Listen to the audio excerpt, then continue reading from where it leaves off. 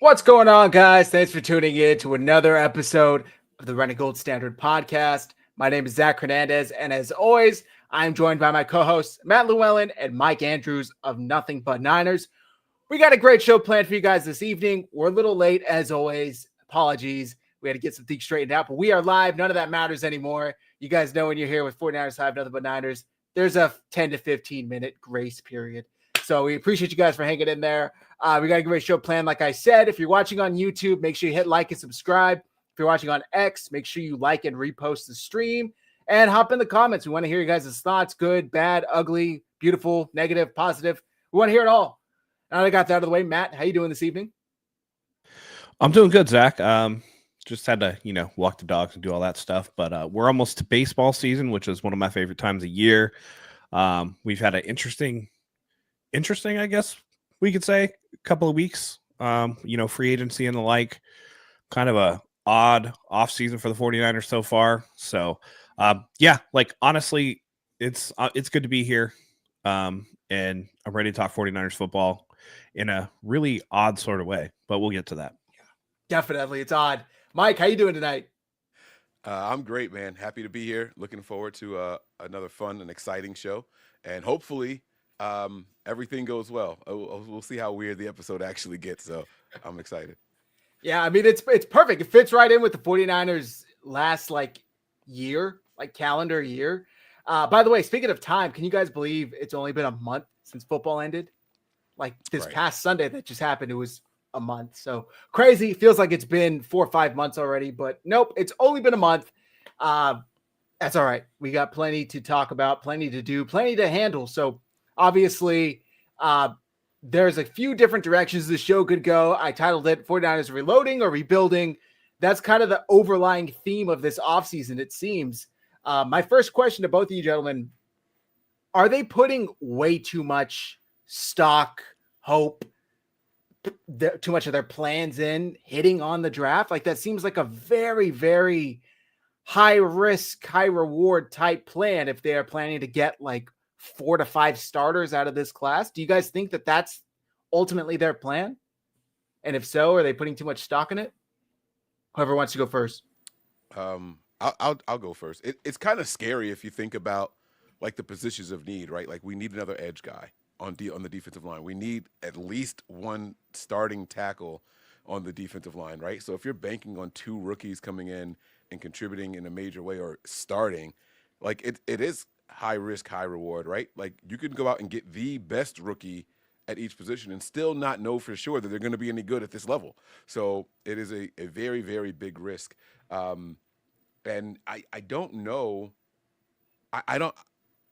This is an off season where you just don't. Well, let me speak for myself.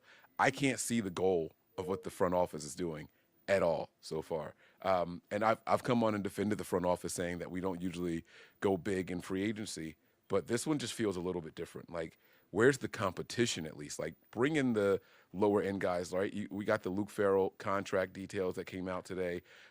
So, all right, cool competition for tight end 2, maybe, right? But what about the other positions? What about the offensive line help? What about the kicking competition? What about the defensive line help? Like, who else are we going to add to that secondary? Where are the safeties? You bring in a couple of guys as far as for workouts to Thornhill and all that. He goes away without a contract and signs somewhere else.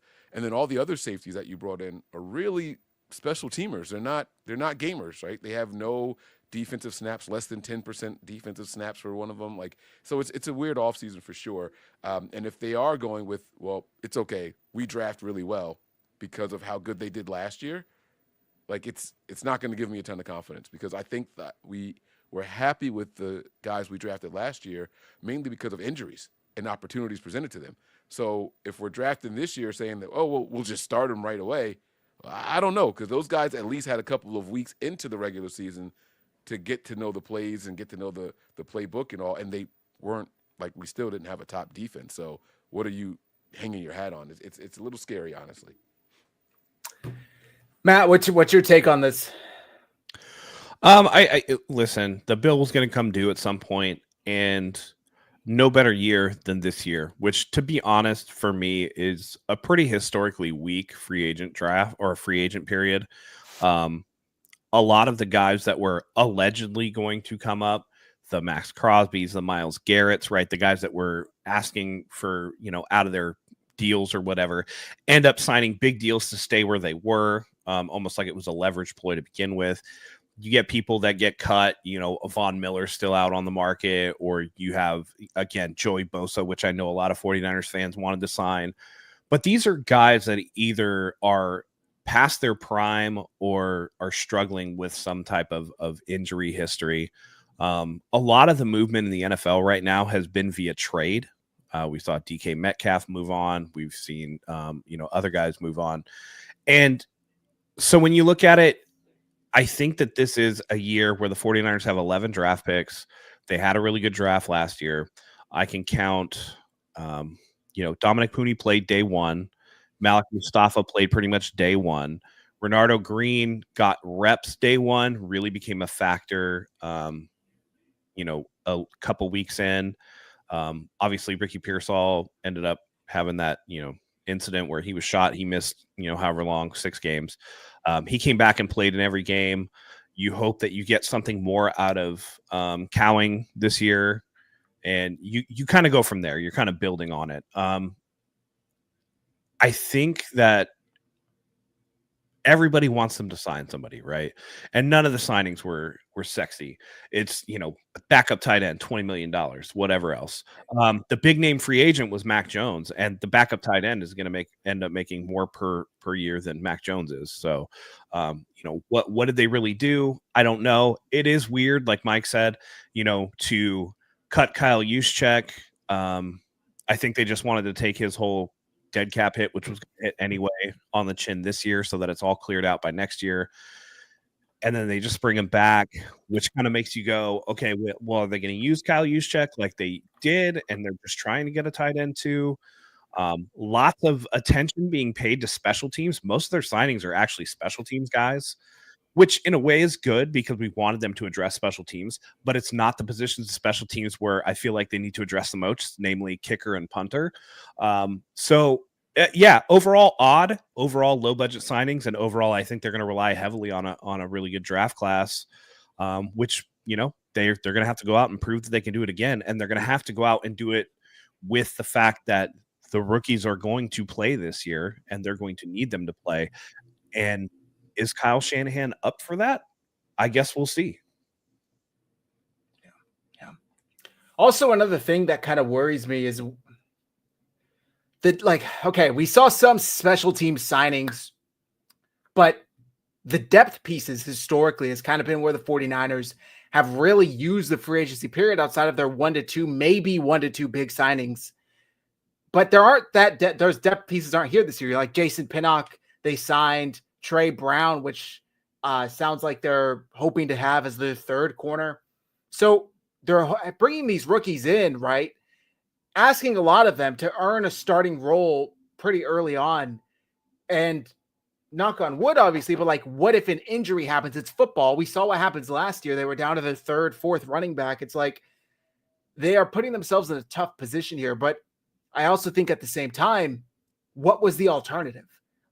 They couldn't just keep kicking the can down the road. They probably could have kicked down the road one more year, but I agree with both of you. This kind of was the perfect year to do it. They have a 4th place schedule.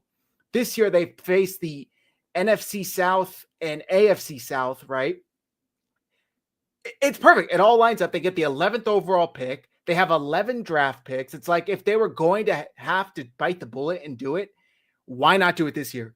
Why? And I talked about it on the last show. The Broncos had $90 million in dead cap last year and made the playoffs. It's like it's possible. The Bills just did it. Now, don't get me wrong. Obviously, the difference is Josh Allen, but it's possible to do it from an organizational standpoint if you do it correctly. And I think the 49ers are quickly trying to reload, take on all this dead cap, to eat all this shit that's going to free up next year even more. They hit on a handful of their draft picks last year.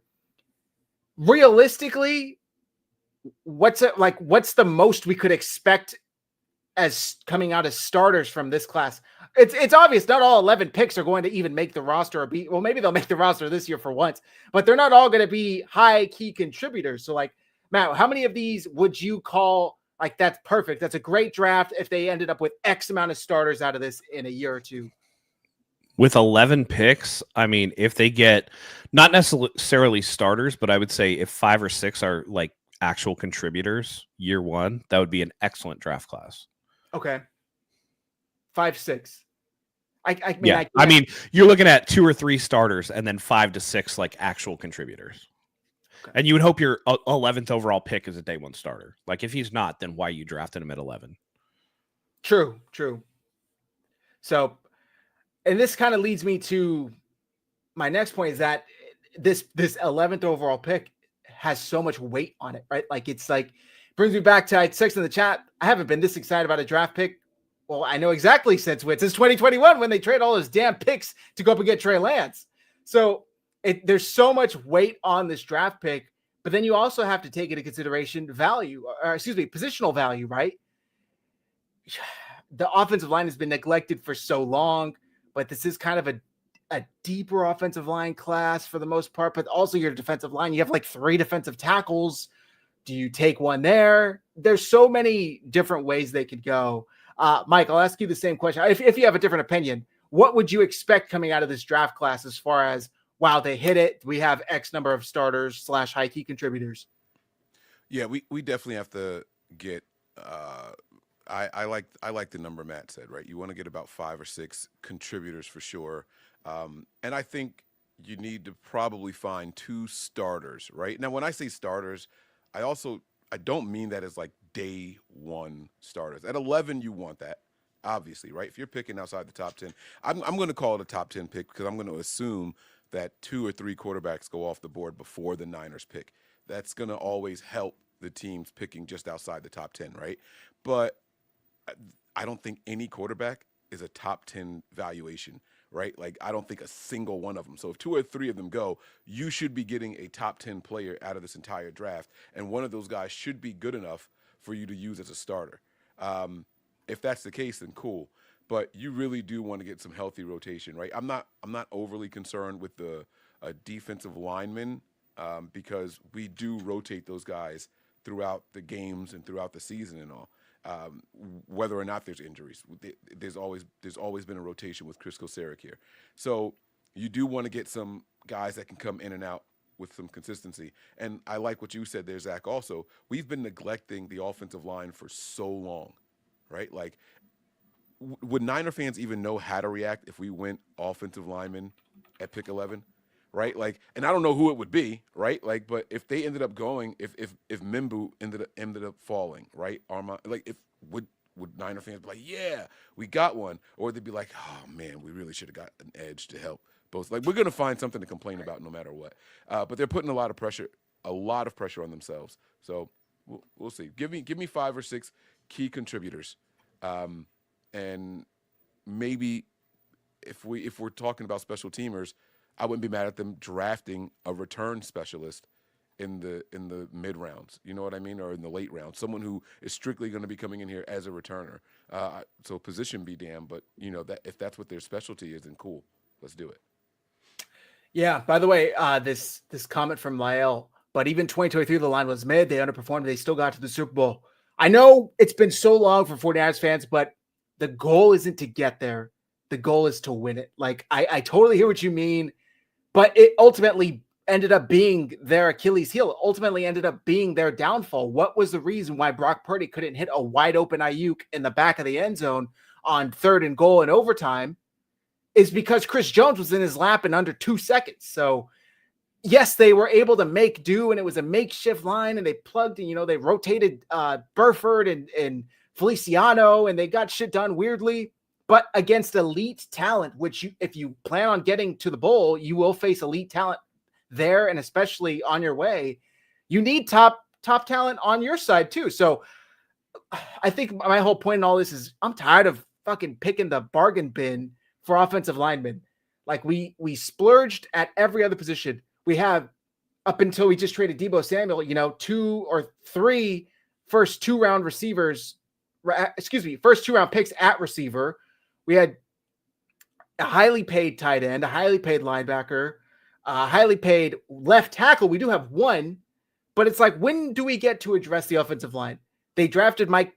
Did they draft Michael McGlinchey? Was that their first pick when they were here? Yeah, it was, right? Yeah. So they traded away Trent Brown.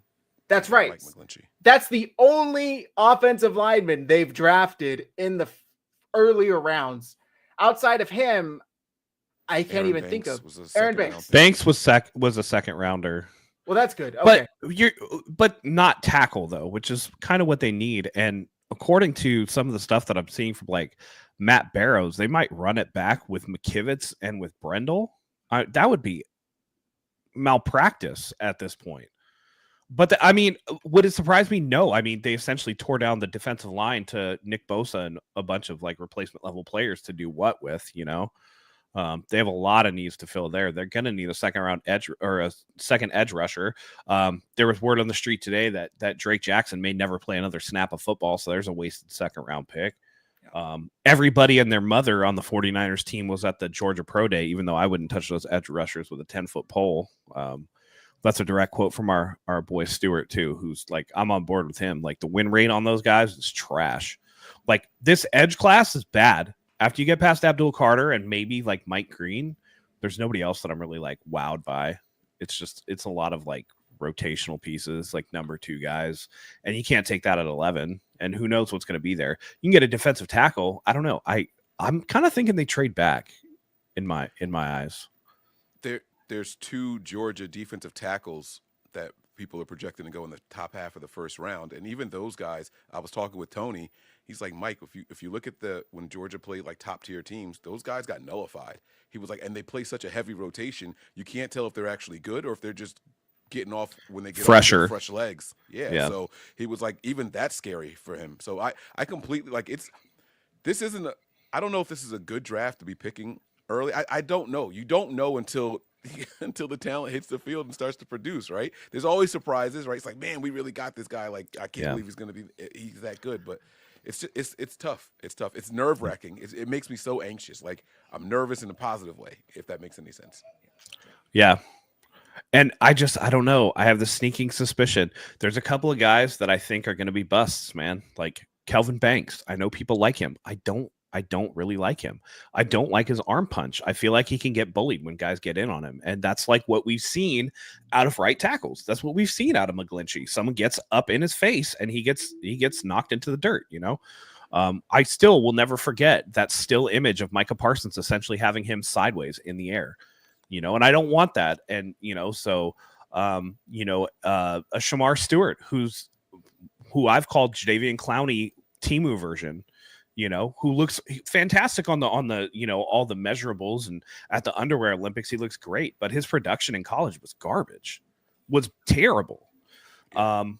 You know, there's guys that I want. So, you know, I really like Will Campbell. I think he's really good. I worry about, you know, the arm length. I worry about the foot speed. Is he a guy that you draft for the interior? And if you're going to do that, you can't really take him at 11. So a lot of what we're kind of projecting to the 49ers is really going to depend on who's there. But the fact that everybody has a different mock to the 49ers tells me that they have a lot of needs. I mean, I've seen Tet McMillan. I've seen Jahdae Barron. I've seen, you know, Armand Membao, who I would like to have them draft. I've seen, you know, Will Campbell there. I've seen Will Johnson there. I've seen Mason Graham there. Like, just a plethora.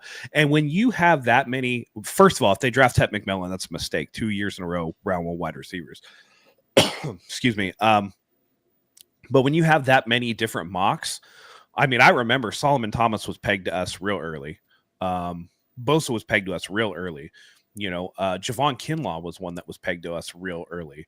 So there's usually sometimes a consensus on what the 49ers are going to do. And there hasn't been this time. And especially that high in the draft, that tells me they got a lot of holes to fill. So got a lot to do.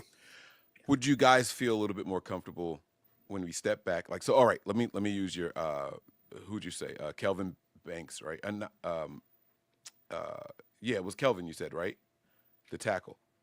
You said that you were a little uncomfortable with him, right? But would you think that we could teach him something, right? If we got some decent production and out of who we have currently as the tackles, maybe maybe for, all intents and purposes, we can get more out of a guy like him because he's more talented than what we have right now. So like maybe it's like time to see what Chris Forrester can actually do with some talented guys and see how we can coach him up. Because that's the other thing too, is like none of these guys are finished products. You're going to see flaws in all these guys. And depending on how you look at draft prospects, I know me personally, when I'm looking at these guys, I'm looking for flaws and saying we shouldn't get them because of that. I'm not looking at them saying, let's watch the highlights, that's why we should get him. It's the exact opposite. It's let's put on a random game, look for all the negatives, and try to convince myself he's not the guy. But then the flip side is, but if that position coach can actually coach him up, if we can fix these flaws. So now it's like, who has the least amount of flaws that we think are fixable, right? Some guys you can't teach speed. Some guys you can't, you know what I mean? You can try to work on strength over the years and all that, but hand placement, things like that, you can actually coach. So maybe Kelvin would be a decent pick if you believe in what Forrester can do. Does that make you feel any better about it? I mean, listen, the athleticism's there. I just worry that somebody coming from a school like Texas would be such an unfinished prospect. You know what I mean? I would expect that at some of the smaller schools. And also, I think he's a natural left tackle, so moving him to the right side would be a little bit of a project. Whereas Membao plays on the right side, so I don't know. It's hard, right? Because it's all projection. There are guys where you think like, oh, that guy's gonna suck, and then he's really good. And there's guys that you think are gonna be really good. Like to a man, if you asked everybody, is Kyle Pitts gonna be a top flight tight end in the NFL? Everybody would say yes. And he's been good, but he hasn't been like the best of the best. He's maybe like a top 10 tight end, but he's not. When you say who's the best tight end in the NFL, Kyle Pitts is far down on the list, whereas there are other guys where you look at them and you're just like, George Kittle is a perfect example. Drafted in the 5th round. Nobody thinks, he had 30 catches maybe in college, not really like a threat anywhere. And he turns out to be, arguably the best tight end in the NFL for his career. So you just never know. It's all a crapshoot, and you go based off of what you see. There's just certain things with Banks that I find to be less about coaching and more about the player themselves. Like, I think he can get bullied a little bit, and I want dudes that no matter what, even if you get beat, you're not getting bullied. That makes sense. Yeah. I think that this draft class, I'm trying to choose my words carefully, but I don't want to say make or break, but it will heavily dictate how a lot of us view this regime moving forward. Like if they continue to neglect the offensive line after neglecting it in free agency, right? Like obviously they weren't going to break the bank, but there were offensive linemen who were upgrades from what we saw last year who went for very reasonable contracts. They easily could have made work. If they, after neglecting it in free agency, only draft like 1 6th round offensive lineman, it's going to be very hard for me to not be like very sour on this regime. You know what I mean? Like I'm going to be very, very pessimistic moving forward because it's like, it's been the Achilles heel pretty much the entire time they've had successful teams. And it's not rocket science. It's not like they're drafting 2 to 3 offensive linemen every year and none of them have worked out. Then I would be a little more sympathetic to them. But it's the fact, like, did they even draft one last year? Jarrett Kingston, I think, or Purdy and Jarrett Kingston. I think the year prior to that, they didn't draft a single offensive lineman. So it's like, what are we doing? You have to at least throw shit at the wall to see what sticks. And even last draft, they didn't draft a single defensive lineman for the first time in the regime's entire tenure, right? And it's like, what do we need the most right now? It's like, damn, like we were giving Kocurek so many weapons, free agency, the draft, like he was the priority. We weren't getting the payoff, so did they just be like, all right, well then fuck it, like we're not going to draft any defensive linemen then. We're not getting the payoff, so we're just abandon it. I agree with you. You have to keep throwing stuff against it to see what sticks. You have to. Boil the pasta, take it out the pot, throw it against the wall, see if it's ready. So we have this article from Cam Inman of the Mercury. Is there anything else you guys want to talk about that before I move on to Purdy and discussions, contracts? No? Okay. I'm going to pull it up here and we'll read some of it together.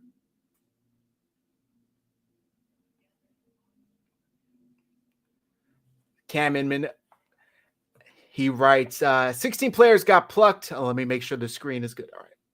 16 players got plucked to the 49ers roster in the past week. Their financial predicament kept general manager John Lynch from restocking the pond with big name, big money free agents. It's terrible sitting on your hands, Lynch said. He's not sitting idle. Lynch attended pro day workouts at the University of Oregon on Tuesday and at his alma mater, Stanford, on Wednesday. 5 weeks remain until the NFL draft that's critical to finding the 49ers replacements. We're excited about the way this draft stacks up and how our picks are coming together, Lynch said in an exclusive interview Wednesday, Bay Area News Group and The Athletic. The process, this is the fun part. The bottom line is you're always looking years out. As we forecasted, we obviously have some big things coming our way, and you have to clear the requisite room to be able to do that. Biggest thing on the horizon is a contract extension. They're negotiating for quarterback Brock Purdy, who figures to join the other quarterbacks making at least $50 million annually. Lynch kept private any updates on extensions for Purdy, as well as tight end George Kittle and linebacker Fred Warner. Quote, we never talk publicly about contracts, but we love all those guys, Lynch added. Even with those guys, the 49ers failed in last season's push return to the Super Bowl, yada, yada, yada. You don't want to get to a point where you have to do things to keep your roster afloat. You want to have that flexibility, Lynch added. That's the one thing people should realize. We've been really blessed, and fortunate that ownership has allowed us to go. And last year we had such a good roster that we doubled down and said, let's go for this thing. We pushed kind of all the chips in, knowing at some point you'd have to have the reset. And this was the year. We like all the ads we've made. Lynch said it's not the biggest names like years past, but we like the guys we've added to our team. Trying to see if there's any other quotes. Talk about Kyle Juszczyk. Lynch said the new deal offers some clarity, so we're not doing this every year with him. The guy's been a tremendous player. He did speak to Pittsburgh, and it worked out. He was able to go and see what was out there. Sometimes you have to go through the process, know how much this meant to him. This place meant to him, We did what we could do at the end, and we met at a place we were both happy. We're thrilled to have him back. He's been a big part. The opportunity to have a guy like him, like that's up on the franchise's 10-year wall, it meant something to us and to him. It goes into a little more about, this free agency and where they're at. But did anything stick out in what I read? I know I kind of speed read it a little bit, but I was just trying to get to a couple of key quotes. Mike, you shared this article. What stood out to you? Well, what stood out to me was how he presented the article on X. If you go to the actual tweet itself, he makes it sound like John Lynch said we had to kick the money down the road so we could extend Brock Purdy this offseason. And nowhere in that article, nowhere did John Lynch actually say that. So the verbiage in how he shared it was very, very misleading. I'm going to be the first person. Well, I won't be the first person. I'm sure someone else has said it already. I'm sure we've said it on the show. I don't think that the Niners are 100% committed to extending Brock Purdy this year. I don't think that at all. And I don't think it should happen early either. I know a lot of people are saying, let's go ahead and get this out the way so we can start doing. No, I don't think there's a rush to do it, because I think that when you're talking, I don't care what players get paid. The market is the market. I've stood on that for every single free agent that we're talking about considering for extension. But there's a lot of 49er fans and content creators that don't think Brock Purdy is worth $55+ million a year. And if you stand on that, then why would you rush to do an extension now? It just doesn't make any sense to me. So what I would end up doing is letting him play at least half the season, see if he improves in the areas of weakness. And if he doesn't, then don't tie yourself to it. Don't commit yourself to him with this big, huge deal, and then you're looking for another quarterback in another season or two.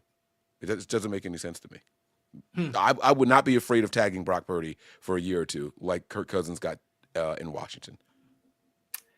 That's an interesting take. What stood out to me, and then Matt, I'll get your thoughts, was the part where he said, right here, you don't get to that point where you have to do things. You don't want to get to that point where you have to do things to keep your roster afloat. You want to have that flexibility. That's the one thing people should realize. We've been really blessed and fortunate that ownership has allowed us to go. And last year we had such a good roster that we doubled down and said, let's go for this thing. I think the fact that he stressed ownership has allowed this in years past. Maybe there is some credence to the fact that Jed's tired of spending the fucking money without having another trophy on the shelf behind him. And maybe there is some truth to the matter, to the thought that he said, figure it out cheaper, figure it out with draft picks. I'm watching, the Rams have success with a ton of rookies. I'm watching all these teams have success with rookies. Why am I shelling out tens of millions of dollars for no trophy? I don't know. Maybe that's just Mike. I shouldn't have raised my hand like that. All right, but it's different, right? When the Rams did win the Super Bowl, they went crazy in free agency. So it's two very different things. Like you just said, we're seeing the Rams have success with rookies. But maybe 5 minutes ago, you just said it's not about getting to the Super Bowl. It's about winning the Super Bowl, right? The Rams didn't win a Super Bowl with a bunch of rookies out there. They got to the playoffs, and they played an Eagles team in the snow, which was probably the most competitive game the Eagles did play throughout the postseason. But so what? Like it was a snow game, so that was going to be a toss-up game no matter how you look at it. But other than that, I don't know if that level of success is what the Niners want out of their team. I think we have different standards or hopes, I guess, than what the Rams had. And so, yes, that was successful for them. Would we consider that a success for us? And I just think the answer is no. Maybe I should have said, having similar levels of success to us, winning the division while also not having all of these crazy expensive contracts. They're doing it with rookie or younger players contributing at a very high level. And we basically have the same amount to show. If anything, they have more since they did fucking win one 2-3 years ago. Matt, I kind of cut you off. What are your thoughts on this?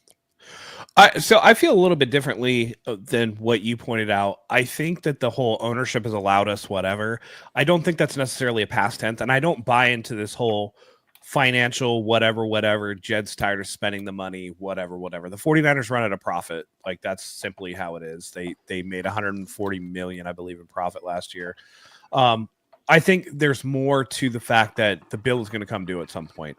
And you're looking at guys who had been here for however many years. The formula obviously wasn't continuing to work. These guys were just getting more and more expensive. And at some point, they were going to have to hit reset. And it makes the most sense to do it this year, where I also disagree with Mike. I do think that they're going to extend Purdy this offseason. I think they're comfortable doing it, mainly for the fact that they're not the fans. They're not swayed by all the, ins and outs and the back and forths on social media and all that good stuff.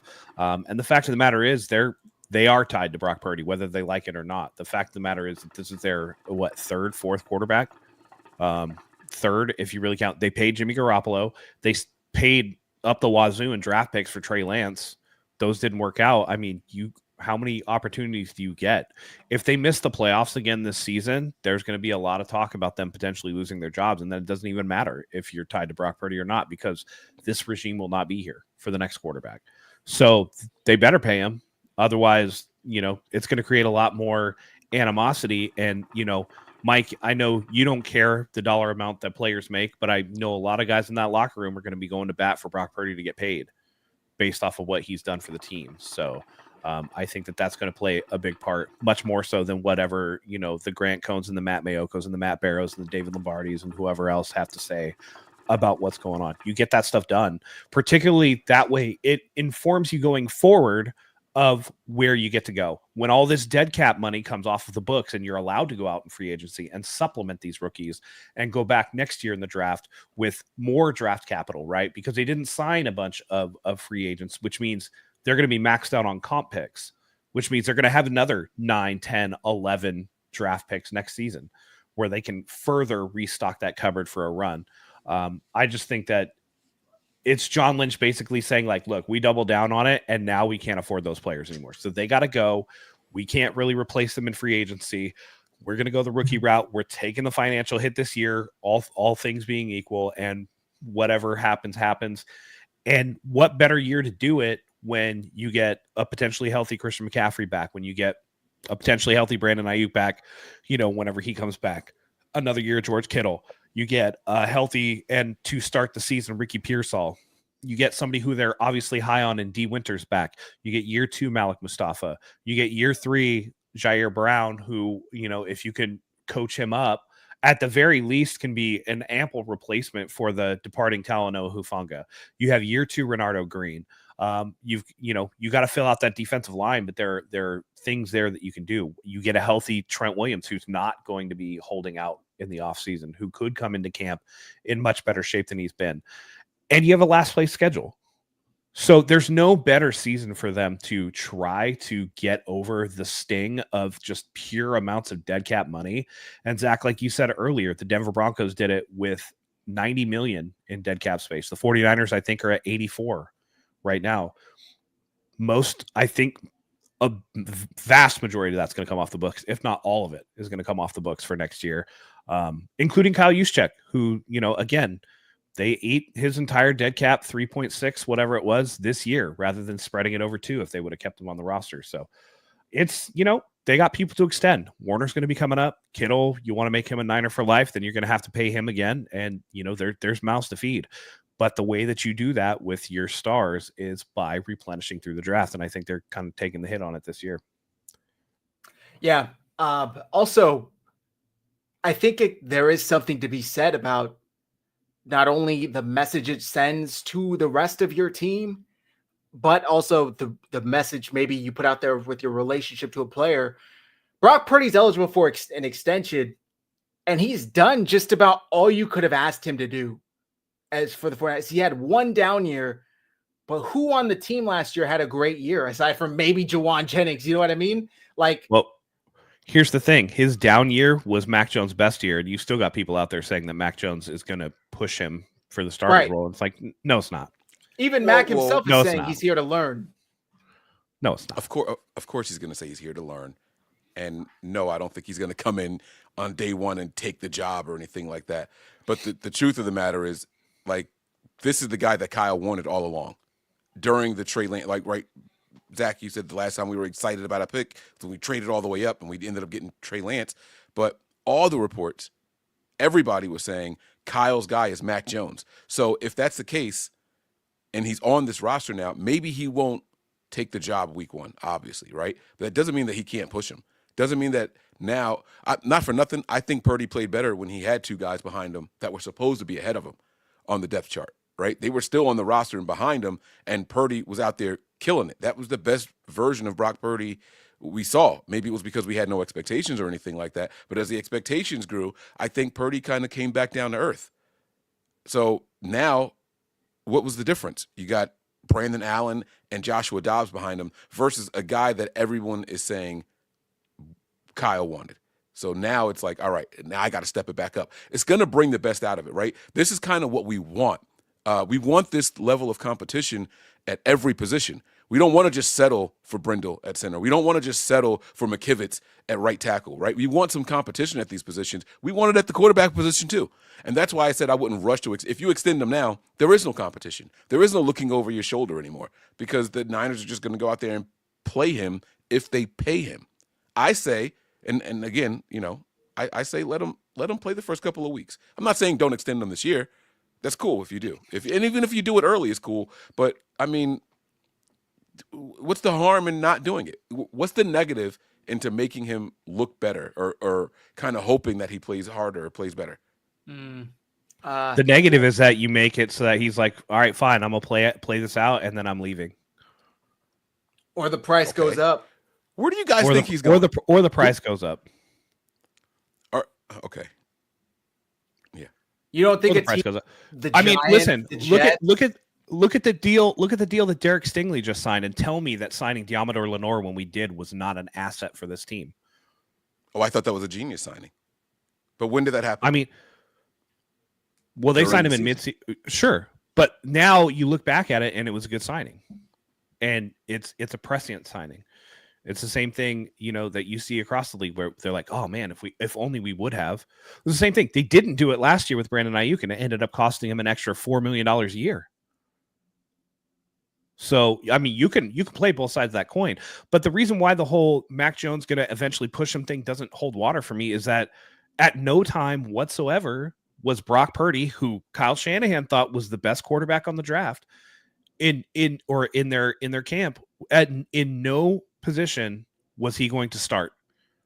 It took both guys ahead of him on the depth chart getting injured before he even got a shot, even though Kyle thought he was the best one. Because why? Because of time spent with them, because of assets invested into them, because of whatever else. Like, there's Mac Jones not going to start unless Brock Purdy gets injured. And it don't matter if Mac Jones is going to come in and look better than Brock Purdy, which he's not. It's not happening. We've seen the Niners pull a starting quarterback for injuries, right? We've seen that happen before, right? It's like this fake injury, and then you hear Jimmy Garoppolo come out later on and say, "No, I was able to play. I just didn't do it." Right? So no, well, I don't count Jimmy. I don't count Jimmy because Jimmy's the same guy. When they asked him, "Hey, we need you for the NFC Championship game," and he was like, "Nah." Well, yeah, that was yes. Let me ask. And by the way, who multiple former teammates called him a bitch. Yes, absolutely. I'm not disagreeing with that at all. What I'm saying, so I can't put too much credence into it because Jimmy Garoppolo could very well have hemmed and hawed and then turned around and said something different to make himself look better. Because based off of everything that former teammates have said and his actions that I've seen, he very well could be that guy. That's just like, no. Jimmy Garoppolo was. I was just saying. I was using that as a point. But the difference now with Mac Jones is Kyle wants to see this guy looking good. Because now he can kind of pat himself on the back saying, I don't think he cares anymore. I told you. I got to ask you a question, Mike. You said, don't sign him because then the incentive to play well goes out the window. Did I characterize what you were saying correctly? Yeah, there's no pressure on him. Yeah. But you said you would be totally okay with them signing him 4 weeks into the year. So where's the incentive go a month into the season? What I'm saying is if he looks better, then sign him. Yes. I don't think that the version of Brock Purdy we saw at the end of last year is giving the 49ers confidence to extend him. This is just two sides of the same argument, though. Because if you start the season with healthy weapons for him and he looks better, they're going to be like, oh, he only looks better because of the weapons. Don't sign him. And you know damn well that's what everybody's going to say. Like, all of his weapons were hurt last year, except for George Kittle. And even George Kittle missed the game with injury. Right. Like, there was one point where they were out there with Juwan Jennings, Ricky Pearsall, and Brandon Cowing as their three guys. Jacob Cowing. As their three guys. No. And then they were running fucking Chris Conley out there. We're like, what are they doing? Yeah. And so, you know what I mean? But wouldn't okay, so all right. Now they finished the year playing significant minutes for Patrick Taylor Jr. at the running back position. Yes. But you said yourself that who's going to look good? Brock Purdy's worst year was better than Mac Jones' best year. Best year, right? Yeah. But then flip it with the weapons, right? Flip it with the offensive mind. What if he was here with these weapons? Like, it's too many what ifs to say. All I'm saying is this: I think that Purdy will now if find you watch a new the motivation. Tape, it's different, though. It's different. Mac Jones is making bad decisions. Brock Purdy is trying to make plays, and ends up, in a bad spot. But like, just look at a playmaking highlight of Brock Purdy, and what you'll see is him running for his life immediately. And this year, I think he tried to make too many plays because he knew that he had to carry. And that's how he got into some of those sack issues and whatever else. But like, just watching it, there's nothing that Mac Jones does on tape that I think is better than what Brock Purdy does. There's literally nothing. So I don't even think the arm is that different. I think it's essentially the same arm. Maybe if we're doing percentage, a couple percent better, sure, stronger, but that's about it. My point. What's the incentive though for them to even think about Mac Jones? And by the way, like, Kyle Shanahan has seen enough tape on Mac Jones that he knows what the good and the bad is. It's different when it's so hard to judge these quarterbacks, right? Because he's at Alabama and he's playing with like stars, who's who, a litany of whatever, and he has an amazing season. And then it's just, he goes to the Patriots who don't have anything, and like he plays like whatever.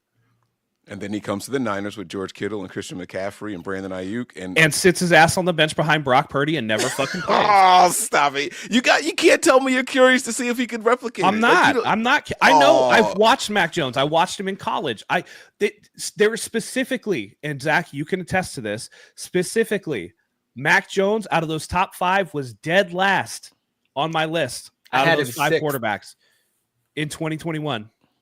I thought he was garbage and propped up. I don't trust Alabama quarterbacks as far as I can throw them. I didn't like Tua coming out. I didn't like Tua coming out. I didn't like Jalen Hurts coming out, but I think that he got some love over in Oklahoma that helped him out, and he's obviously got surrounded by a lot of people that are helping him out. But I never liked Mac Jones. That dude has negative aura. I do want to be clear that I'm not saying that I like Mac Jones. I'm saying that Kyle likes Mac Jones. Kyle, no. Kyle liked Liked, liked past tense as a draft. He liked Kirk Cousins too, but you don't see him banging on Atlanta's door to get him out of there, right? Like sometimes the ship just sails. You've seen enough. So, and when he liked Mac Jones, Brock Purdy wasn't in the NFL yet. I think also where I was going with that is Purdy has done basically all you could have asked a quarterback to do, especially he's done more than you could have asked a quarterback in his position to do, right? Last overall pick, coming in with a guy in Trey Lance's draft stature, Jimmy Garoppolo, who's been there for years, was the highest paid quarterback at the time of his extension here. He, yes, only due to injury, but he never gave that gig back once he got it. Like after Purdy got injured in that championship game, the three of us sat here the entire offseason thinking, what the fuck do the Niners do? They can't give this job to Purdy, right? Like they have to give it back to Lance just because of his draft spot.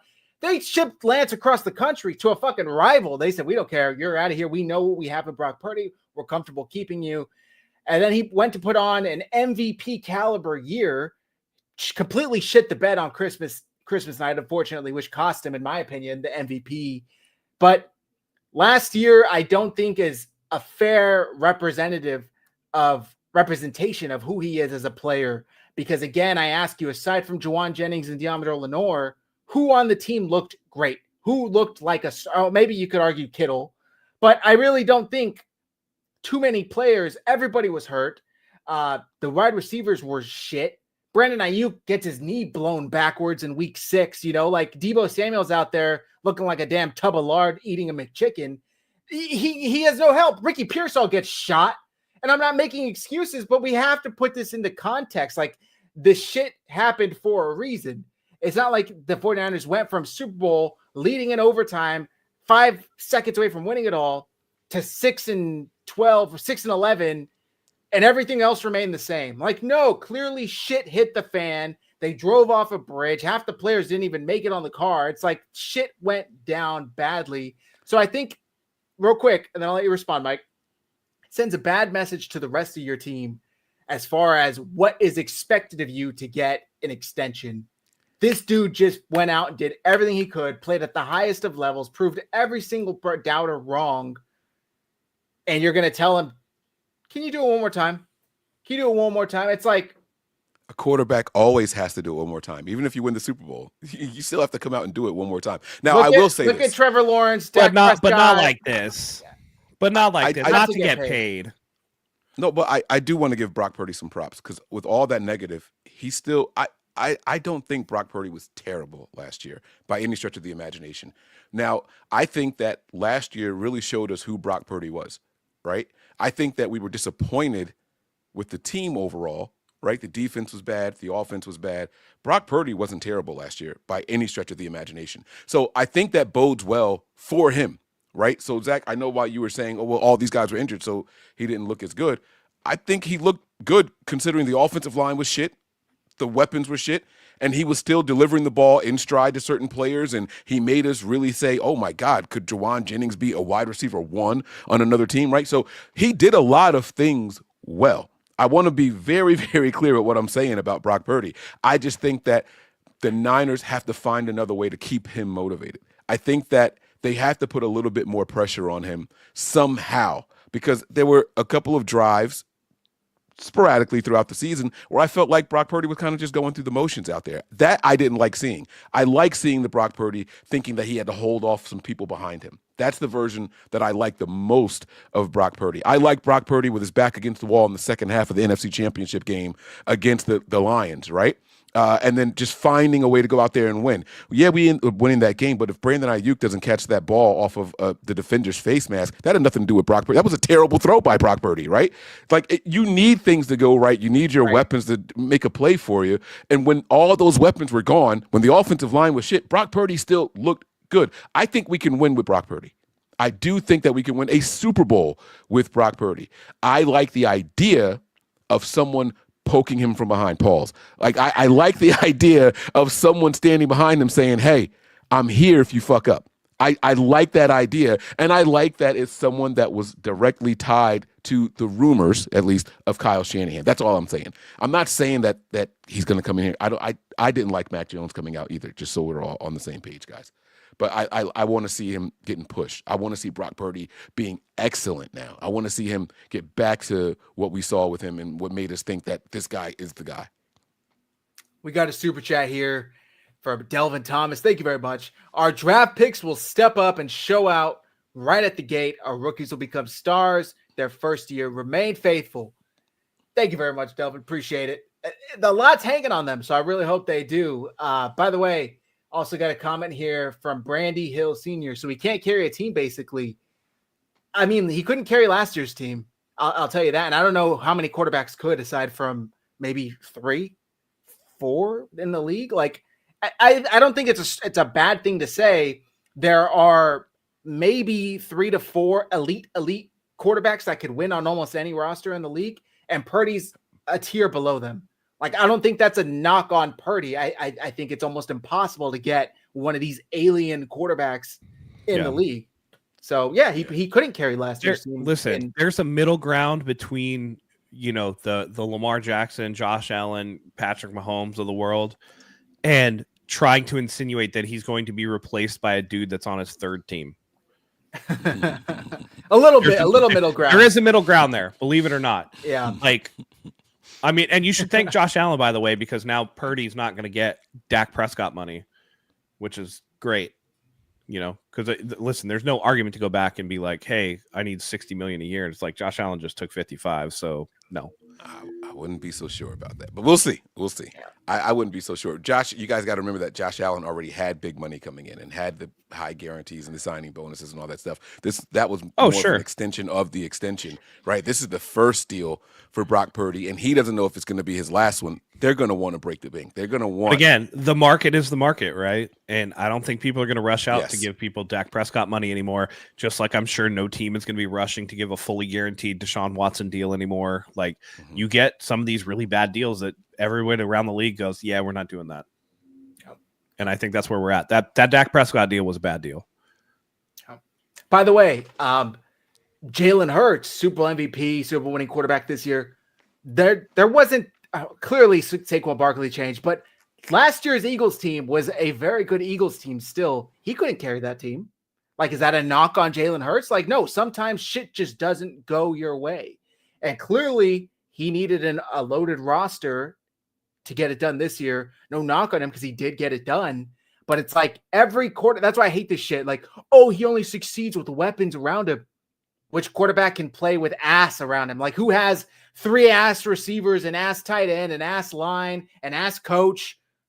Clearly, they need some help. Like, people aren't doing an this ass out there defense. Alone. Yeah, right. Like, yeah. Yeah, what exactly. are we doing? What are we talking about? I think the Niners got 6 wins because of Brock Purdy, not in spite of. And that's the difference in what we're talking about here. If Brock Purdy was not on this team last year and we were out there with Dobbs or Allen, this Niners team is picking first overall with a bullet. Like, it's not even close. Right. You know what I'm saying? So let's not pretend that Brock Purdy was some liability. I just like the competition idea behind him. That's all. I think that Mr. Irrelevant is Mr. Irrelevant for a reason. He surprised some people. Now let's continue to overcome those standards of Mr. Irrelevant. That's all I'm saying. All right. I think that. So I do have a question about, since let's finish this Brock Purdy thing. Yeah. So Wayne and I do mock drafts every Wednesday on his every Wednesday on his channel. And what we did this week was we traded Brock Purdy to the Giants for the number 3 overall pick. Now we ended up getting like a later pick also. They took it on the little draft simulator. It shows you the odds of them accepting the trade, and they ended up doing it. But forget the other stuff. Would you guys entertain trading Brock Purdy for the number 3 overall pick? We didn't have to do much of anything else. We had number 3 and we had number 11. I just want to know from you guys, would you entertain it? No, I don't think that there's any quarterbacks worth taking at number 3 overall. But that's my personal opinion. I want to know, would you guys do it? I would say no. It's a shitty quarterback class. Lightning doesn't strike twice, in the same spot. Like, they lucked out getting him, in my opinion. I think it'd be way harder to replace him than to try and build around him and win with him, even with the 3rd overall pick. Maybe if it was a 2nd, because we saw what they did with the 3rd last time. No, I'm just kidding. I don't know. I'm not too fond of the idea. Matt? Yeah, it's going to be a no for me, dog. This was a horrific quarterback class. I wouldn't touch it with a 10-foot pole. And then you run into the problem of you either start Mac Jones or you go out and get somebody like Aaron Rodgers, who's like 1 foot out of the NFL anyway. And that doesn't really excite me at all. And I think it sends a bad message to the team. Like, oh, now that you got to pay this dude, now you're going to trade him after what he did. All right, cool. And it's just going to make the 49ers look cheap. And they already are starting to get that reputation because of the money problems and all the people who left in free agency and they didn't really sign anybody. And you don't want that to become your MO. It's gonna make it a bad look going forward. What's your take on it, Mike? Would you accept number 3 overall for Brock Purdy? I think I would. Now, again, it's not to say that we're going to take a quarterback there, right? But having picks 3 and picks 11, you already have like Mac Jones in the building. There's other quarterbacks that you can go out there and get in free agency to at least put on the roster. You sick right? fuck. But hear me out. Now you can go out there and you're in contention or you're in a spot to maybe get Abdul Carter, right? So now all of a sudden, now you can solidify the defensive line. You still have pick 11. You could even trade back. You can that number 3 overall pick plus pick 11 is a lot of ammo to build for 2026 draft, which they're already doing, right? So here's why I say yes. Do you guys think the Niners can win the Super Bowl this year while it's in our house, right? Don't answer the question, but here's my logic with it. We started the show with saying, are we expecting too much from this rookie class? Like we aren't doing shit right now. Look at all the departures. We aren't doing anything in free agency. All the big free agents are gone. We didn't pull the trigger on any of those trades for the players that were rumored to be wanting to get out of there, and Crosby and Garrett, right? So if you don't think the Niners can win it all this year, that means that we're getting ready for the future. And if that's the case, why are we holding on to Brock Purdy? I say trade him, get the number 3 overall pick, get some more value, move around the draft board like John Lynch loves to do, except for last year. First year we didn't trade around. Also the first year we didn't do any defensive linemen. Very, very odd year for the draft of the 49ers. But you can get back into your bag of moving and manipulating the draft, trading and acquiring players and trading and acquiring picks. You build up for 2026, and now you go out there and you have a much better core. You have a much better supporting cast for whatever quarterback you decide to try out there on the field. I think I would do it.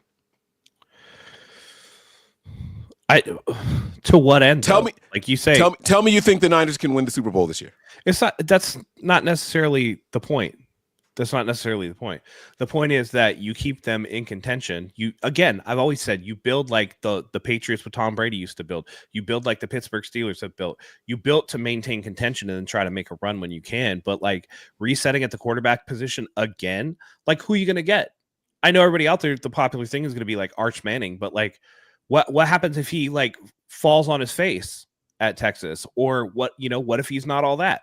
You again, A bird in the hand is worth two in the bush. You know what Brock Purdy is. You're comfortable with him. He's already won for you. To just continually reset over and over at the quarterback position while wasting another year of these veterans, like, do I think that they should be a favorite to make it to the Super Bowl? No, I don't. But do I think that they're a playoff team? Yeah, I think they're a playoff team. And if you're a playoff team, once you get into the playoffs, anything can happen. We saw a 9-7 Giants team beat the undefeated Patriots in 2008. So you never know. And nobody would have been like, oh yeah, the Giants, they're a Super Bowl team.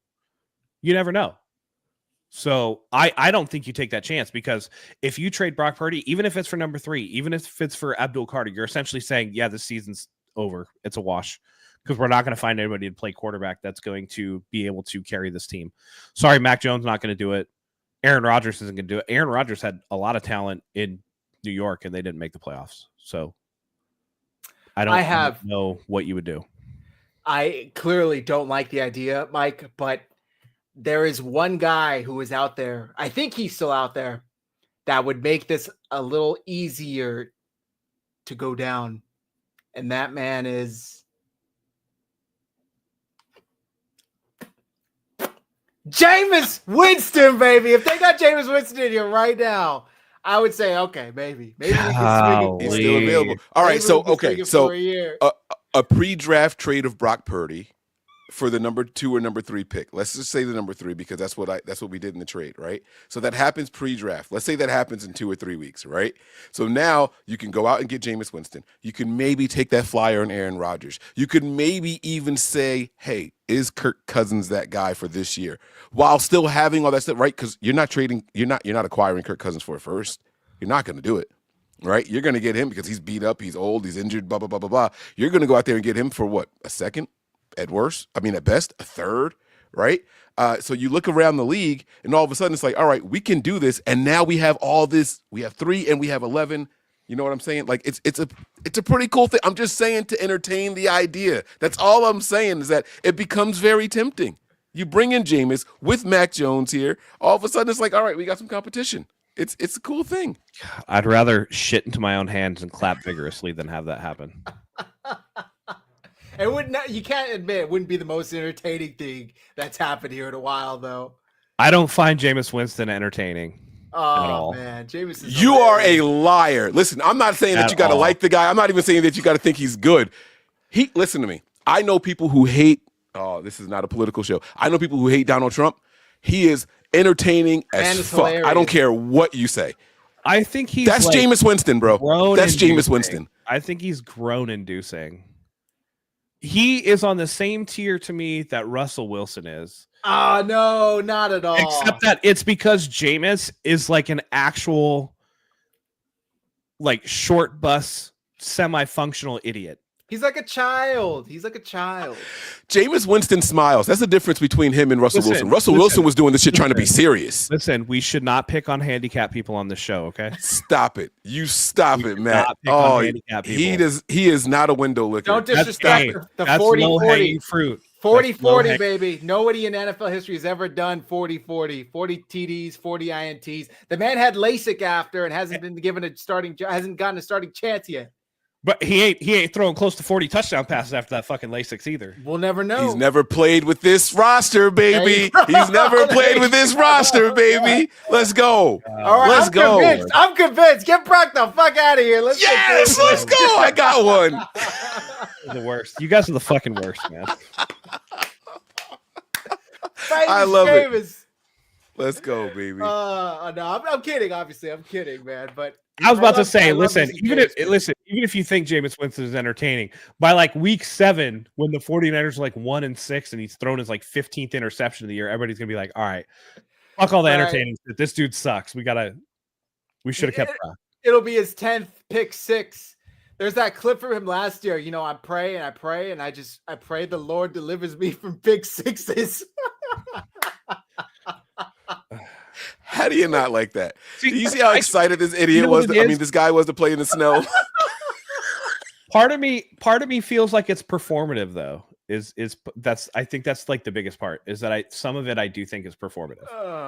Like I think like it's him just like goofing around and being, he's like, because for a while there after the whole, the W stuff or whatever. Like, he kind of calmed down for a little bit and you didn't hear a lot out of him. And then you just started hearing more and more and more and more and more. And it's just like, I think he's figured out like, hey, I'm never going to get a starting job, but if I can, parlay this into entertainment for after football, then maybe that's something I could do.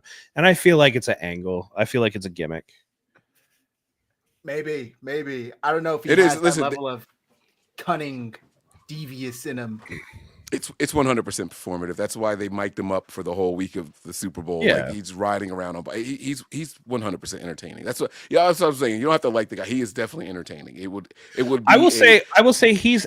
I will give him the fact that he is an entertainer. I am just not entertained by him. That's not my style of entertainment that I'm down with. All right. I'm more entertained by how entertained everybody else in like the group chat is by him.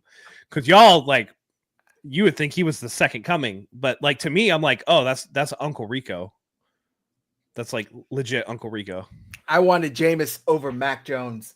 I was saying in the chat, please sign this man. Please sign this man. All right. For the record, I would take Jameis over Mac Jones too. Cool. All right. We're in agreement there. All right. Cool. He wouldn't be here for 3 years. Oh, Mac Jones is bad. He wouldn't be here for $3.5 million a year though. So, but then again, he still doesn't have a job. So maybe he would be. Do you guys want to move on to the next topic? Matt, I know you might have to bounce soon. Yeah. So let's keep it going. Let's see. Lack of free agency splashes. We just talked about all that. There were none.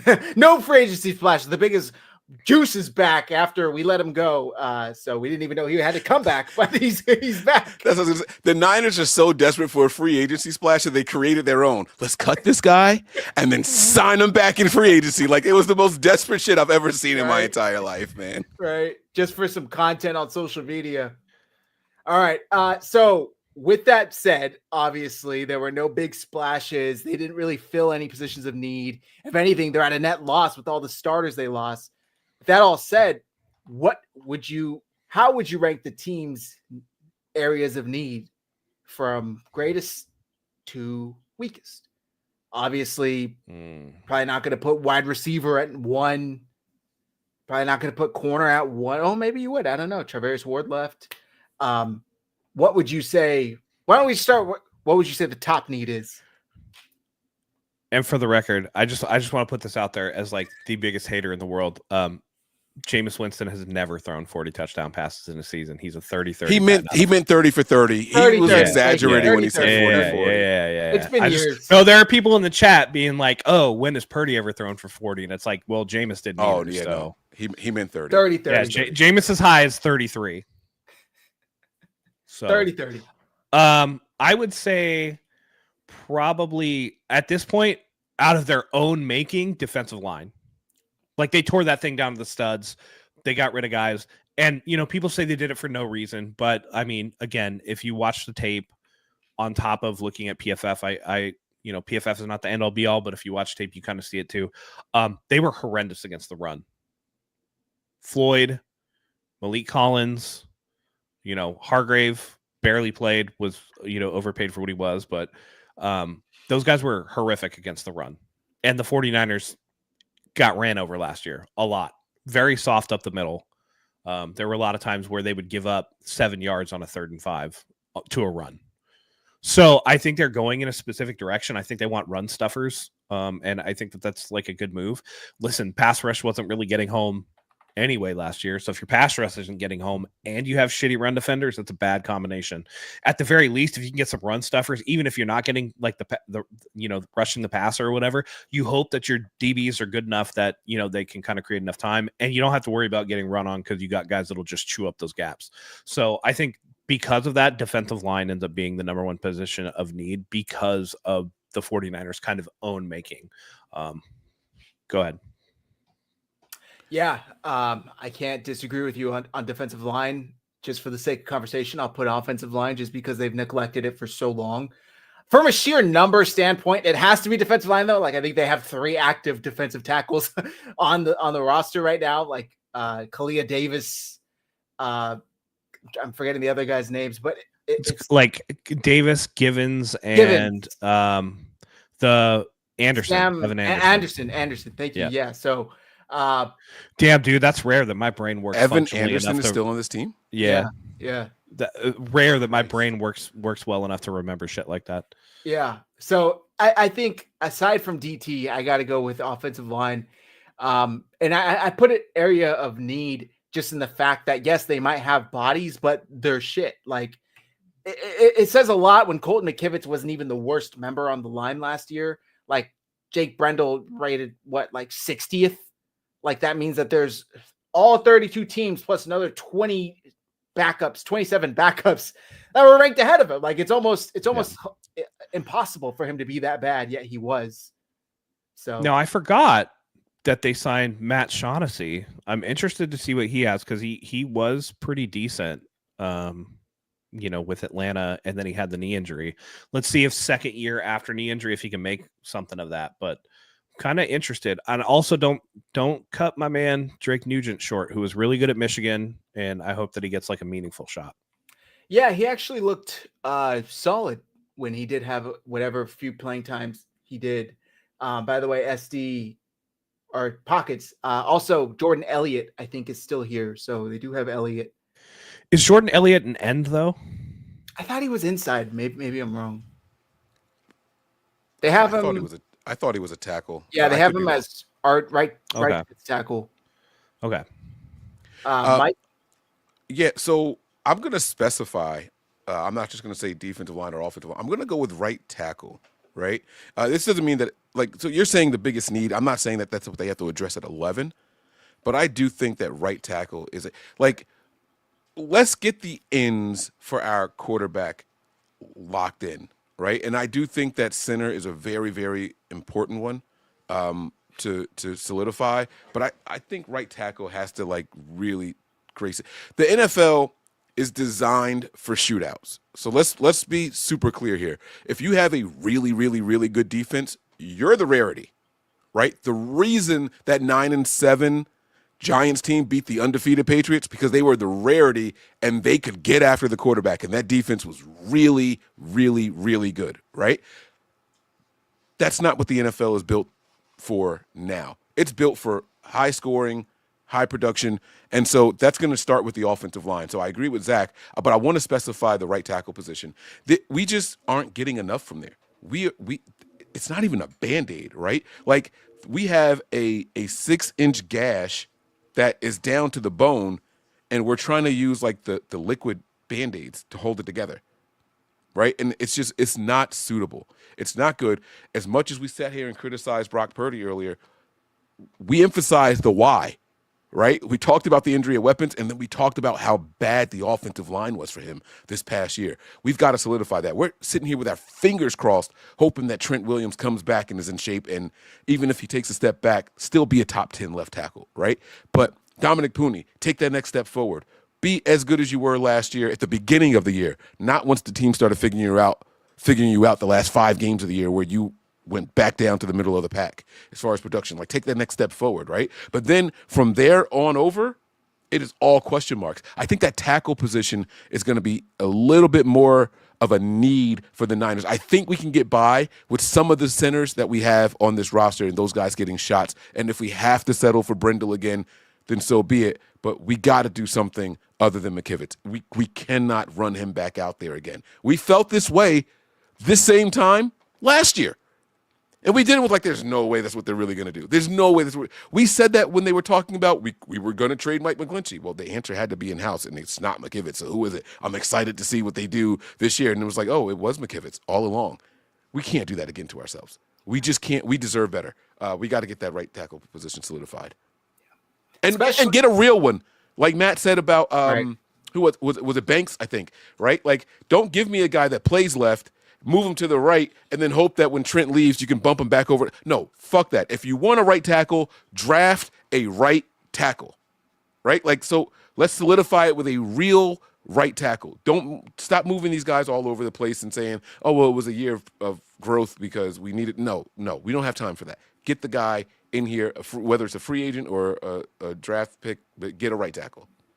I mean, at this point, I'd rather see what Burford could do on the right as a right tackle. I think he was a left tackle at UTSA fuck it. Like, how much worse could he be than McKivitz? I really don't think it could be that much worse.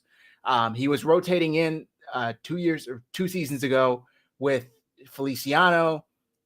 I would hope he's improved since then, and he could maybe be better on the right side. But who knows? McKivitz is pretty poor. As far as the next position in need, in my opinion, I think it's got to be linebacker. I don't know. Since we both covered offensive, defensive line, I'd put those like 1A, 1B, you know. I'd probably put inside linebacker. No, edge. I think edge. I put edge over linebacker. D Winters is there. He's serviceable. I would still like them to draft an inside linebacker, but if you told me their 1-2 was Fred and D, I'm not hating it. Give me edge. They desperately need someone paired with Nick Bosa. They tried with Leonard Floyd, who had 7 sacks, was fine, but he's an aging player. I'm okay with them not bringing in Joey Bosa. You know, probably would have just been to have the family together anyway. Edge is my second highest rated need. Matt? I mean, I'll go with linebacker. They're really weak a linebacker. I mean, not only did they lose Dre Greenlaw, they lost Demetrius Flanagan-Fowles, who had been here for a long time. D Winters coming off a major injury. So they're going to need somebody out there to help Fred out. So they've been traditionally good at identifying linebacker talent, though. So I feel like that's one that they could kind of get back if they wanted to. Like if they traded back and took a Jihad Campbell in like the late teens, like you're not hating that, you know. Mike? I'm going back to the offensive line. I'm going center. I'm going center, man. You talked about it where McKivitz wasn't the worst guy on the line. That's saying something. Again, we're talking about Band-Aids when we need stitches, right? We've got to stop. We deserve better. Brock deserves better.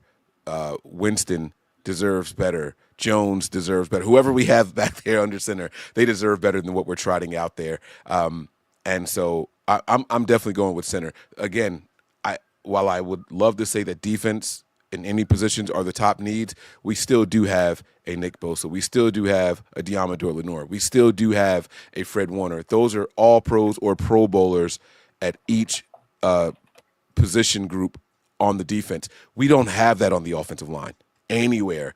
And the one that we do is Trent, and we don't know what version of Trent we're going to get when he comes back. So you got to start planning for the future. It's got to be center next for me. I don't blame you there. Center's definitely up there. Okay, since I did edge, I think I'd probably do inside linebacker here. They desperately need someone. I like D Winters. I think he's got a ton of potential, but I wouldn't put too much stock in him taking that next step. So inside linebacker for me. Matt, if you can share your last position, I know you got to go. Yeah, I got to get going. I'm going to piggyback off of what Mike said. I think that center needs to be a position that's addressed, and there's not a lot of good ones in this draft, which is why I was so disappointed with them not even taking a swing at some of the centers that were available. You know, when you look at a Ryan Kelly who got $9 million a year, it's just, you know, maybe you hope Matt Shaughnessy can be somebody that can push for that spot, but a lot of pressure we saw against Brock Purdy was guys like right up the gut, right up the middle, forcing him to roll out. And, you know, when you play in a timing-based offense, that kind of puts a damp on things. So I think that center is something that needs to be addressed. I think you're going to start addressing it in the middle rounds, but it's going to be tough to get a starting quality center. Although, again, like you mentioned, Zach, Brendel was so poorly graded that, you know, it's hard to go anywhere but up, right? Yeah. So, all right, fellas, I got to sign out. Are you talking about Matt Hennessy? Yeah, Hennessy. Why do I say Shaughnessy? It's, you know, it's Irish. There's a Shaughnessy, but I feel like it wasn't on the Niners. Matt Hennessy. Yeah. Thank you for the correction. I was doing so well with the names too. You were on fire. You were. I was on fire for a minute, but that's all right. Old age set back in. Yeah. So that's where I'm at. Maybe Hennessy can get a shot. Okay. So. All right, fellas, I got to jump out of here. Have a good night. Thanks for joining us, care. Matt. Be safe, brother. Oh. Zach There doesn't we want go. me in the show anymore, guys. It's okay. Click the wrong one. All right, let me change My this last banter group, up. I'm going to start like kind of going back through how you got where you guys started. My next one after, so I got right tackle, center, followed by defensive tackle. We have to be better against the run. I don't care who the opposing quarterback is and all that stuff. Your team as a defense will consistently be off guard if a team can run for 5 yards a carry whenever they want. It is not a good thing at all.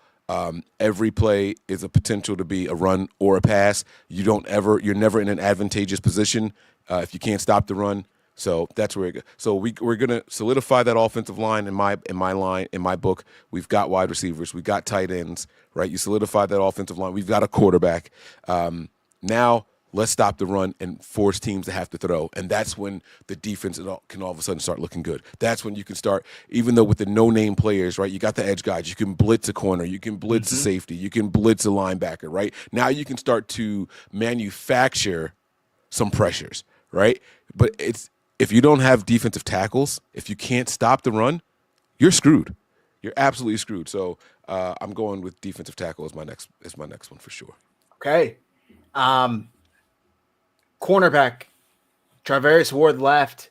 They got a lot of stock in Renardo Green. Diamondor Lenore has emerged into a star. But outside of those two, there really isn't much. It's a steep drop off. I know they're counting on Trey. I think it's Trey Brown, right? Trey Brown's who they signed from Seattle. Yeah. They're counting on Trey Brown to be that third corner. If I'm being honest with you, I didn't like a lot of what I saw while he was in Seattle. Blame it on the scheme, blame it on the surrounding parts. But there's a lot of blame it on the stock. jerseys. Yeah, blame it on the jersey, blame it on the shit city. There's a lot of stock in him turning into that CB3 for the 49ers. Even with Mooney Ward and Diamondor Lenore and Renardo Green last year, they still had to play guys like Yadam and Rock Ya-Sin and, all these guys who ended up being huge liabilities for the 49ers. So I'm going to go corner. I like it. I don't know how many more you want to do. Maybe like two more each. Okay. So I like the corner pick, but after that, I have to go edge. And by the way, when I say edge, I don't just mean a pass rusher. I can't tell you guys how many times I didn't see an edge set the edge. Mm-hmm. I didn't see our defensive ends set the edge. It was terrible. And that's another reason why the run game was so bad last year, the run defense. So we have to get a good all-around defensive end in here as soon as possible, man. Like we have to. Yeah. By the way, can we stop with edge? Like, can we go back to outside linebacker, DE? I don't. Edge just is too encapsulating. I don't know. Yeah, I'm not. It's not specific enough, especially with the way these players are built these days. It's like I need to know exactly what you're doing. So, all right. Second to last for me, I'd put safety. You did see Hufanga leave to Denver. I know we all love Malik Mustafa. I don't know if I'm comfortable with Jair Brown. Like, I like him. I don't know if he'll take that next step. So, just for that sake, I'm going with safety. Last one, Mike. I can't talk bad about Brown. That's the jersey in me won't let me do it. He's a friend of the show. I can't quite do it. I'm actually going to probably surprise a lot of people here. I'm going to go with wide receiver. Oh, that was going to be my next one. I got you. I'm going to go with wide receiver, man. The absence of Debo, we didn't see Cowing at all from an offensive production standpoint. And while there's still a lot of hope for him and all, I have not given up on this kid at all. You know what's weird, right? You remember how bad we wanted to see, what was the kid's name? Danny Green, I think his name was. We got him the same year as Trey Lance or something we got him the year before Trey Lance, right? This speed guy, right? And it was like, this guy doesn't fit anything the Niners do. Then we draft Trey Lance. It's like, oh shit, maybe that's what they got this kid for. Like they were thinking a year ahead. We were like really congratulating the Niners on really thinking ahead. And then it turns out like, yeah, no, they weren't at all. Like neither one of those guys, the quarterback or the wide receiver, were going to do it, right? Let's go out there and get another wide receiver. I like what I saw from Pearsall, right? I liked what I saw from Jennings. We don't know what we're going to see from Ayuk whenever he returns. That's the number. That's the other question mark. It's like not only does he have to get back on the field, he's got to get back into playing form, playing shape, and all that stuff. He's going to have another slow start whenever he gets on the field, right? So, boom, let's get him out there. Wrong color, Mike. What color did I say? Green? Danny Gray. Damn, I said green. You're right. It was the wrong color. Oh, man, absolutely right. Danny Gray. Thank you for the correction. Wrong sport. Yeah, I want us to get. The basketball player. I want us to. I want us to get another wide receiver. I don't think you can ever have too many good wide receivers. No, I don't. No. And so you go out there and get another guy that can come in here in the event that Ayuk doesn't come back as soon as we want him to. In the event that he's not in the shape that we want him to. I'm not comfortable running Pearsall out there as a one and then Jennings as the other one. I'm not comfortable enough for that. So we do need another wide receiver. And you know what? Even if fucking Ayuk does come back and does look as good as he is, what's the harm in having another talented wide receiver? Look at what the Bengals are doing with T and Chase. It's like they have two top receivers. So I'm all for it. Give me another receiver and give me a guy that can fucking beat man coverage for once. For the love of God, I'm so sick of these. I gotta calm myself down here because I'm about to say something. They're scheme-dependent wide receivers that we keep running out there. Yes. And they're tubby. I'm sick of these tubbies out there getting covered up like it's damn Velcro. Get me a guy that's shifty, that's quick, that can beat man coverage, and it's not going to have to be so dependent on going up against a zone defense or going up against a shitty man quarter. No. I don't care. I want a dude to be able to go out there and win no matter what. And I'm saying this like we're going to find that in the 6th round. But still, you know what I mean? If we could get a guy earlier on, I'm okay with it because I think you don't have to necessarily draft a center in the 2nd round. Like I think you get a good center in the 5th, 6th round. So I'm happy. And so I was watching the if you guys go to if you guys have the NFL Plus app where you can rewatch the games and everything. Yesterday I was rewatching that NFC Championship game against the Lions. And you know how they start every game with, we were talking to this coach and he said whatever. Right. Dan Campbell says we got to continue to go out there. We're not afraid, blah, blah, blah, blah, blah.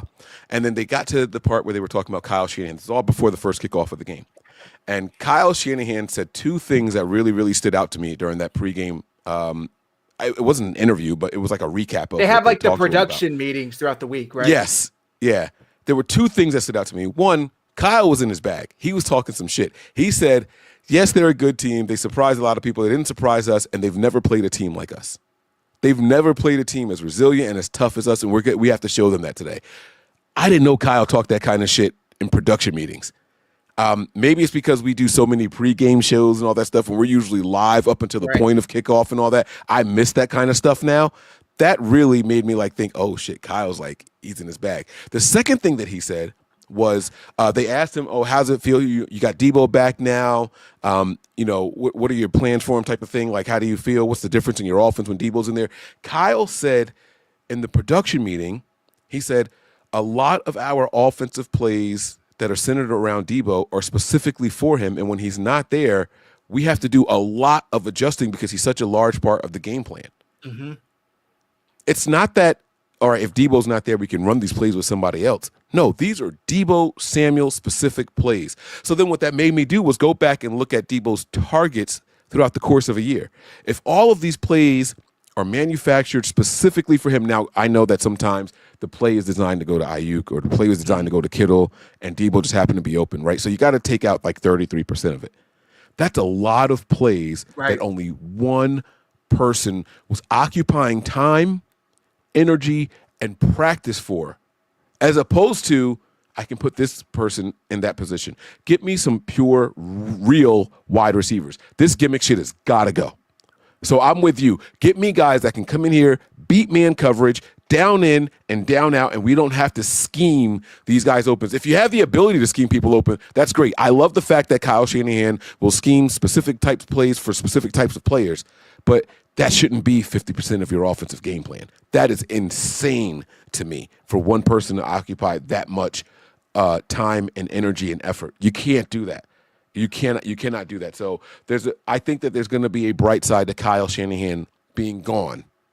Not Kyle, Debo Samuel, I apologize, being gone. I think it's going to benefit Kyle Shanahan and let him focus on the overall flow of his offense, Offense, not so yes. much manufacturing touches for Debo. Yeah. 100%. I'm excited to see how that opens up the rest of the offense. He's not so handcuffed to one player and having to work around making sure he gets touches, making sure the offense flows through him.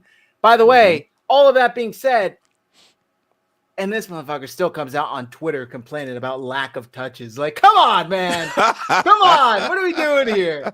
Right. I got one question for you, and then I have a chat pack card before we wrap up tonight. Sweet. By the way, can you hear my sound effects? I played the ching ching earlier. You didn't hear it when we did I haven't. No, you don't hear them? Okay. no. I got to fix my soundboard. All right, something's wrong. Okay. So with that said about the receiver, what if we're sitting here watching the draft? I have a TV right here, so I'm looking at watching the draft, and the number 11th pick comes up, and they take the card to the podium, whatever the fuck it is, and Goodell goes for the 11th pick in the NFL 2025 NFL draft. San Francisco 49ers select Tet McMillan or Matthew Golden. What's your reaction? Like it, hate it, love it, don't like it, doesn't move the needle.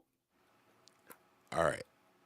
I want to be my favorite type of receiver is a 6'3" or taller type of guy that's physical at the point of attack. While I like T-Mac, I don't know that he's super physical at the point of attack. He's got the size.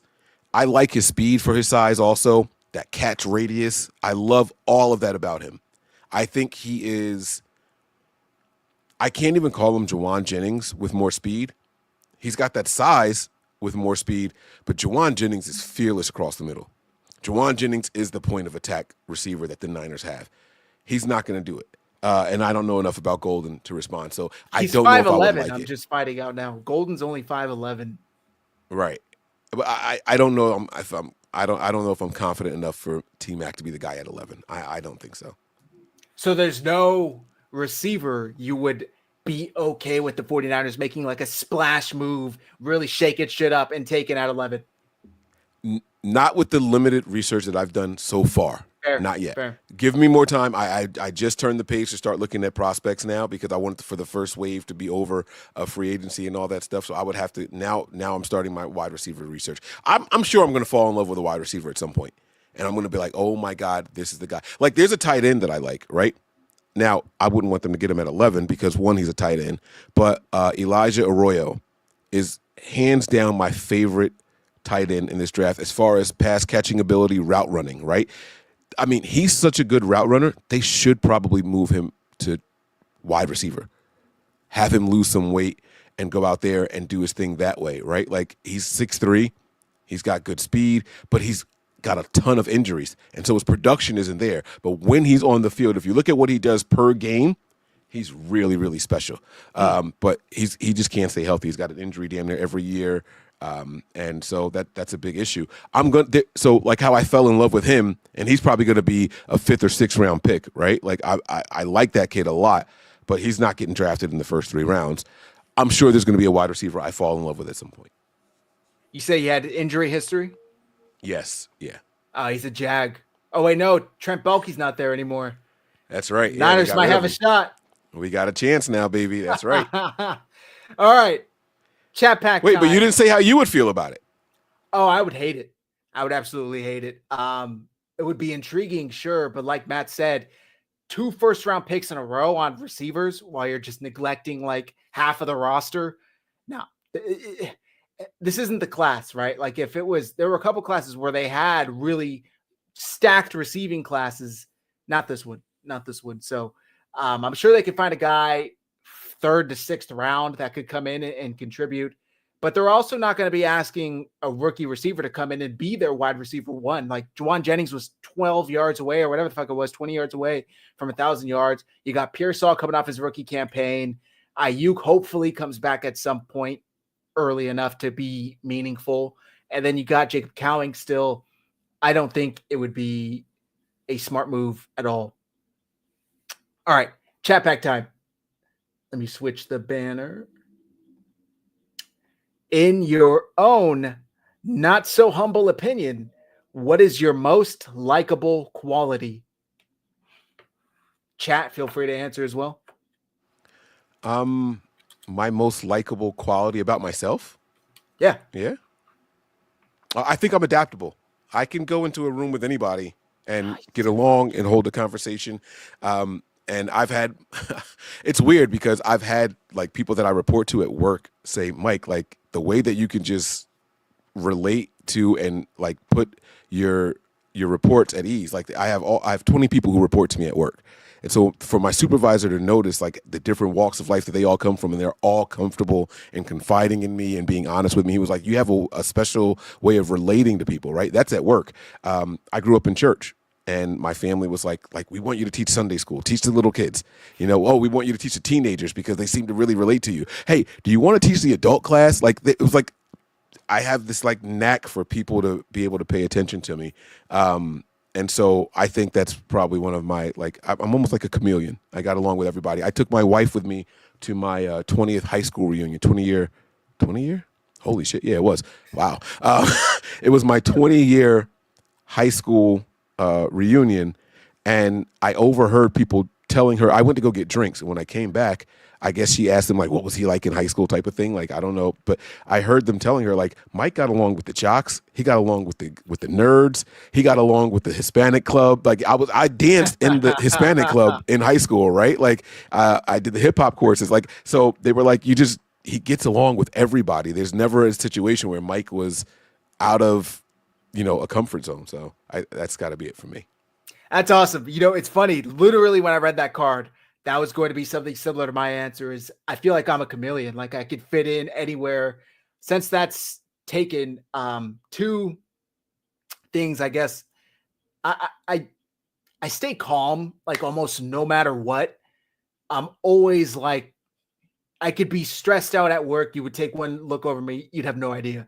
Like my mind might be going a million miles an hour, but physically, I'm just chill. And I think that for some reason carries a lot. Like people see that and they like that about you because they're not like freaking out anytime something crazy happens. And two, I'm very personable, and I'm very comfortable speaking. I loved public speaking. I took every class that was available to me at my junior college. When I went to junior college, it was like, speeches, interpersonal, whatever, fucking small groups. Like it was never a problem to me. It was something I really enjoyed doing. So I could speak to just about anyone, even if I have no idea who the fuck they are, and be friends with them in a couple minutes. So, and my humble, not so humble, according to the card opinion, ability to stay calm and speaking. I think I'm a very, if I don't toot my own horn too much, good speaker. So, yeah, that's mine. And that's a very, very good strength to have, right? That's one of the things I try to tell my drivers that report to me, right? I did it for 10 years. Also, I've been in my line of work for 10 years. Just recently became a supervisor the last 2 years. But I try to tell them to compartmentalize. You're going to walk into a house of an angry, upset patient or a family member because they're dying. And they go through a wide range of emotions, right? Then your very next stop is going to be someone that you're setting up for the first time with oxygen, and their family is going to be so grateful you're there because you're saving their family members' lives.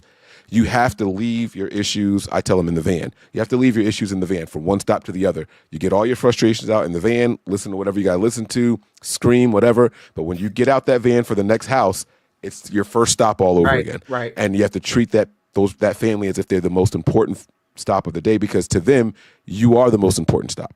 Even if they're not happy you're there, that's the most important thing to them. And so you have to develop that. It's a very good trait to have. Damn. Yeah, no, that's true, though. I mean, go ahead. But you got to make sure that you make time for yourself mentally. Right. Take a nice long hour drive somewhere so that way you can get it all out. Because what happens with people who do that is that they hit a boiling point that they didn't even know that they were approaching because they keep so much shit inside without letting it out. And then you end up spazzing out on your loved ones for no reason. You walk in and the spaghetti isn't seasoned the way you like, and you find out you're like snapping on your wife for no reason. It's like, wow, I really don't give a shit that much about the spaghetti. It must have been what happened at work today. You know what I mean? So you got to make sure you find time to let it out somewhere. Yeah. I go to the gun range. Like that's where my release comes from. Yeah. Also, the ability to just, like you said, compartmentalize, but like I leave work at work and I leave home at home. Like there are so many people that I work with, have worked with. My office is small now, that can't do that. And like they bring their shit with them to work and they're in a bad mood because they had a bad weekend or something happened, and or they go home and, you know, if you happen to see them, all they could talk about is this happened and this happened. It's like, oh, I get paid for 8 hours of the day. That's when I'm devoting my mental capacity to that, right? When I'm at home, I'm kicking my feet up, I'm watching TV, I'm recording a podcast. Like that's not anything on my mind. Any stressors of my work day. Yep. Yeah, no, as soon as the suit and tie come off, it's like fucking Clark Kent Superman apparently, because I am just a different person here. I get the basketball shorts on, I'm chilling. Like that's not me at all. So exactly. Yep. And that's what I love about what we do, Zach. This whole, you know, content creator thing, it's not for the money. It's not right. A lot of people out there think that we get paid all this money to do these shows and everything like that. But let me tell you guys something. This is therapy for us. This is to detach from the stresses of the world and our personal lives and all that. We get an hour or two a week where we can just come in here, shoot the shit, and then we get back to real life. So, yeah. I mean, 10 grand a show isn't that much. Like it doesn't even go that far. Yeah. Like I don't know why people think it's like this lucrative thing. Like, what are they talking about? You know? We were getting paid 10 grand a show. I'd be on here every fucking day, dude. I wouldn't have a job. Yeah, no, for real. All right. I think that's going to do it. It's a weeknight. It's getting late. So, Mike, as always, I appreciate you making the time. I know you're on the East Coast, so really, really appreciate it. The folks I'm sure already know, but please let them know where to find you, where to find premium Niners content. Yeah, it's right there underneath Zach, down there in that corner. Patreon.com/NB9ers. I owe you guys. I haven't done a Patreon show in a while. Maybe on my ride to work tomorrow, I will record something. I've got some thoughts that I haven't been able to share about our 49ers, about the direction of this team and all. So maybe I'll try to record one and then upload it once I get to the office. But make sure you guys get there. If you guys are watching from the Nothing But Niners channel and you are not subscribed to my guys here at 49ersHive, please make sure you do that. They bring you guys other shows that I am not a part of also. So you aren't going to want to miss it. They bring you guys quality content. They have a good team of researchers and writers and things like that. So make sure you guys subscribe to 49ersHive everywhere on your socials and all that good stuff as well. Appreciate you, Mike. I see the question from E-Nice. Are we going to make the playoffs? Come back and ask that in a month. I'll probably have a much better feeling about that. Well, the people that don't want to trade Brock Purdy for the number 3 overall pick think so. That's called a callback, guys. Yeah. That's called a callback. Oh, God. All right. That's going to do it for tonight's show, guys. We appreciate you tuning in, rocking with us this Thursday night. Tomorrow's Friday, guys. We made it through the week. One more early morning, and we are free for the weekend. So make sure you hit like. Make sure you hit subscribe. Our handles are on the screen. Follow Nothing But Niners. Follow 49ersHive. We really appreciate it. And we'll be back soon with another show. Yep. I just wanted to thank 49ers Throwback for the super chat. I see it in there. Matt's going. I don't remember us asking Matt that question. I missed this. Yeah, so we do appreciate it. We'll ask Matt on the next show, though. We promise. Yeah, sorry about that throwback. Totally missed this. Totally missed it. So we'll get to it. We'll ask Matt since he's gone for the night. If I had to guess, he would say no, but we'll see. We'll get his answers. Thank you guys for tuning in. Have a great night. Take care. And above all else, stay faithful.